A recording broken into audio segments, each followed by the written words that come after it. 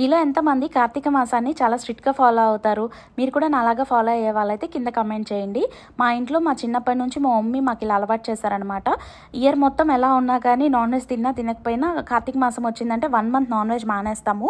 And morning evening ఇలా కార్తీక దీపం పెడతామన్నమాట. And వచ్చేసి ఇదొక స్మాల్ మినీ వ్లాగ్ అనుకోవచ్చు, ఏ డే ఇన్ మై లైఫ్ లాగా.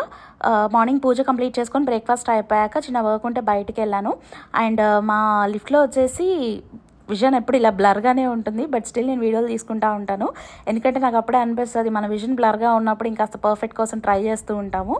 మలేషియాకి వచ్చిన తర్వాత నేను చాలా మందిని పెద్ద కాఫీ కప్స్తో స్ట్రాలు వేసుకొని తాగటం ఇదంతా చూశాను అనమాట.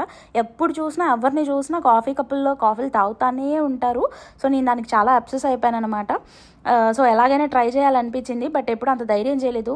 సో ఈరోజు ధైర్యం చేసి ఒక ఐస్డ్ క్యారమిల్ కాఫీ తాగాను అనమాట. టేస్ట్ ఓకేగా ఉంది, బట్ ఐ ట్రైడ్. సో ఇలా వర్క్ కంప్లీట్ చేసుకొని ఫైనల్గా ఇంటికైతే వచ్చేసాను. అంతే ఈ వీడియో.